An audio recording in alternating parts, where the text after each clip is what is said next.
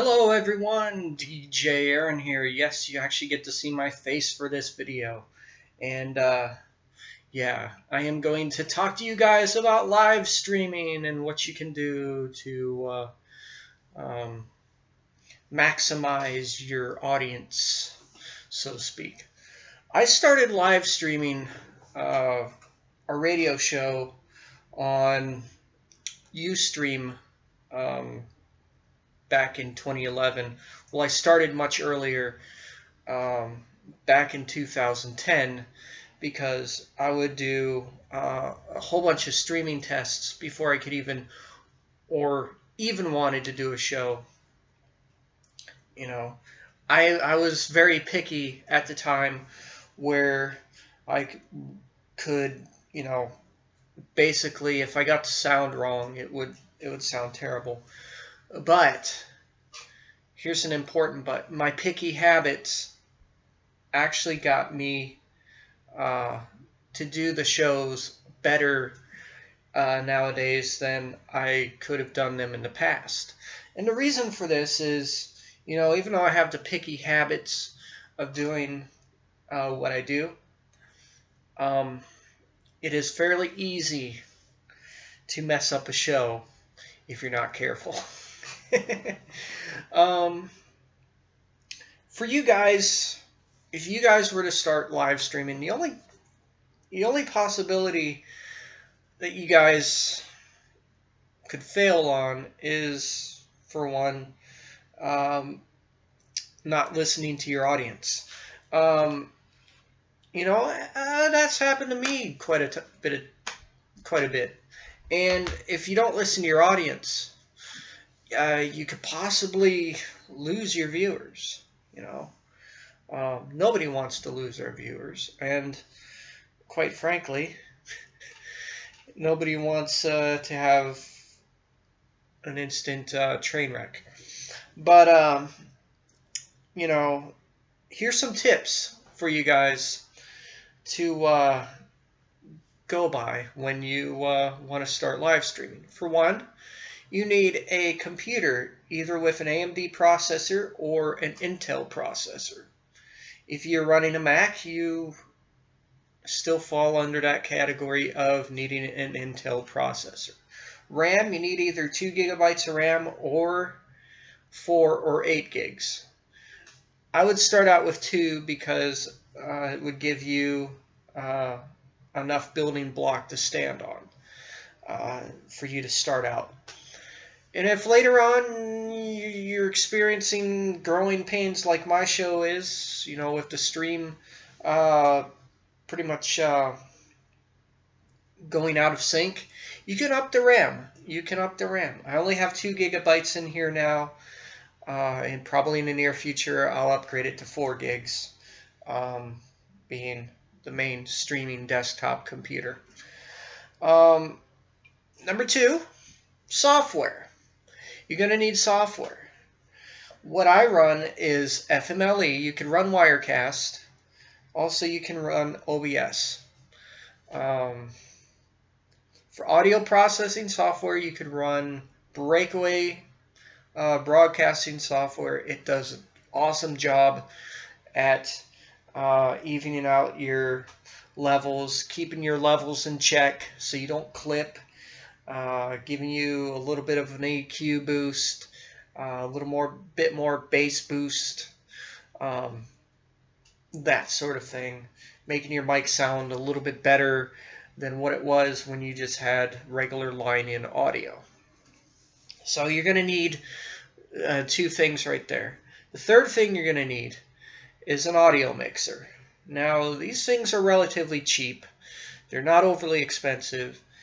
For the budget, you could pick one up at your local guitar store, or your local instrument store, wherever they sell mixers. I got a total of 3 mixers, one in the closet, one under my bed, and then one that I'm using right now, which is the old Radio Shack, one from 2004.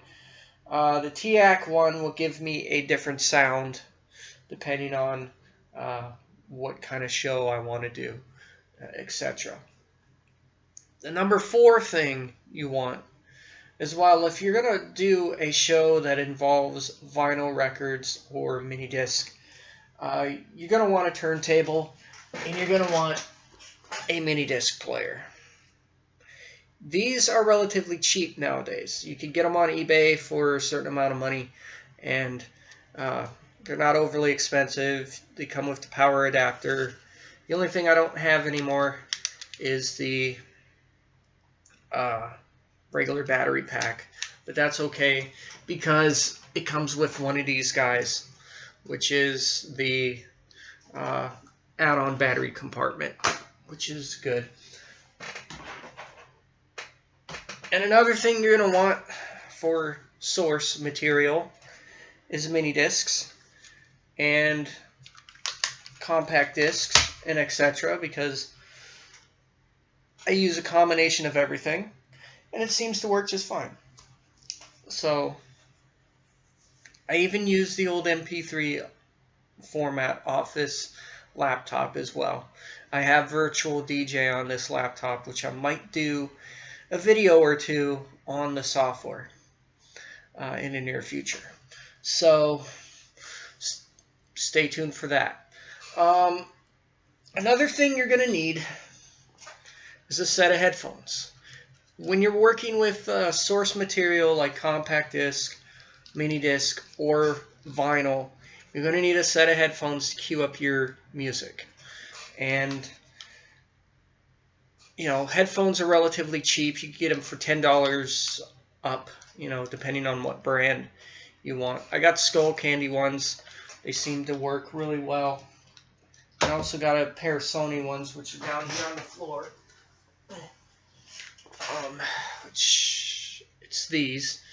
I bought these a couple years ago, and they still fit. Yeah, they still fit. But these lack bass. Now, the Skull Candy ones have bass. They do have a good amount of EQ as well. And everything fits in right, just right. Another thing that you're going to need if you're live streaming radio, you're going to need a microphone. You could buy one like this. And this is just a standard Radio Shack one, by the way. But they're different microphones. This is a dynamic microphone. You can get these anywhere. This didn't cost me very much. It's just a basic 1/4-inch jack microphone. Yeah, after you get all your stuff hooked up, you want to test it. You want to test it to make sure it works okay and you are comfortable with the levels you are going to do. Make sure you set up your streaming PC accordingly. You don't want to have it not set up and have the levels blaring. It just isn't good on the person's ears. Also, another thing too, when you're streaming on a streaming site like iVlog, be wary of your audience, because if they tell you it's too hot and it's too loud, you're going to blow out their eardrums. You don't want that. You don't want to blow out their eardrums. You'll have unhappy viewers and they'll leave your chat room, and that's not cool. So yeah, I think I touched a little bit on there. You don't have to have top-of-the-line computer to stream. You could use an old XP machine, throw Windows 7 on it, and you're good to go. You don't need to buy a top-of-the-line PC, gaming PC, whatever. You don't need to buy a top-of-the-line PC. If you got an old desktop from a trash find, you can turn it into a streaming computer. It doesn't take much. The only thing it might need is a new hard drive and or RAM or a video card or a sound card, what have you, and you would be fine with that. You know, a lot of people that get started with live streaming, they have the top of the line computers. They have, start out with a knockaround computer, an old clunker. They're not too hard to find. I got mine from my uncle, and it works. I mean, it does work. Yeah, it needs a RAM upgrade eventually. DDR2 is still regularly available, and I can upgrade it to 4 gigabytes of RAM. So, and I believe this computer is upgradable to 8 gigs. So that's a good thing. If you're running a 2-computer setup like I am, dedicate one computer to music, one computer to streaming. That way you're basically relieving the stress off of one computer, etc. I do music and chat off this laptop, and then I just use the HP for regular streaming use, what have you. Expanding your audience. I know this can be a little bit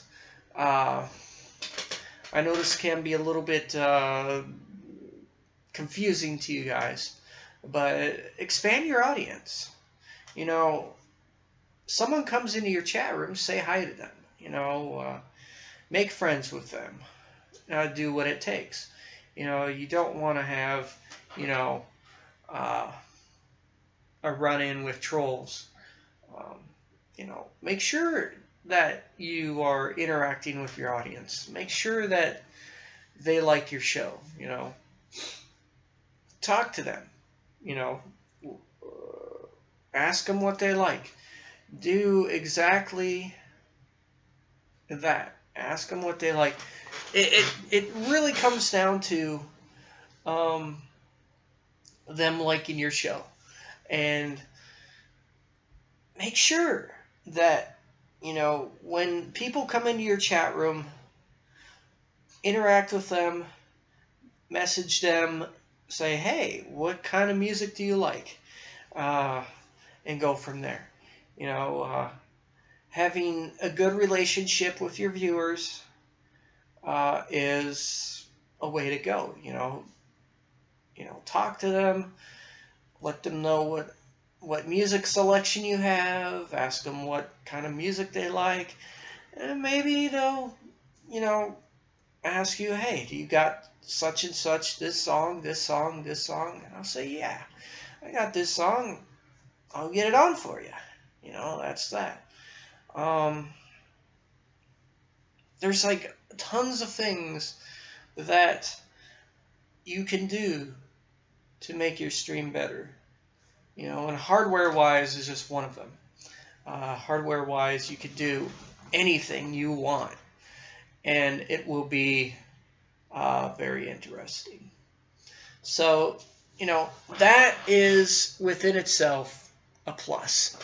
And, yeah, that within itself is a plus because you can do everything. You could request an awesome tune. You could have them request such an awesome tune, like, oh, I haven't heard this one in so long. Would you play this one? It is quite interesting to do these live stream shows, and I love doing them because, even though I may not get a kick out of it, I may have not have gotten a kick out of it when I first started, but, this is a very important but, I do kind of get a smile on my face about what I do during my live streams and all that. You know, when I first started with the live streams, I was like, you know, I was such a badass. You don't want to be a badass. You start losing your audience, you know. Make sure that you don't repeat the same failures again, you know, kind of thing. So, anyways, guys, that is kind of it for this video. I'll have more content coming soon. Comment, subscribe, and favorite. And more content is coming soon. I promise more content is coming soon. So anyways, guys, that is it for this video. Peace out and practice and enjoy.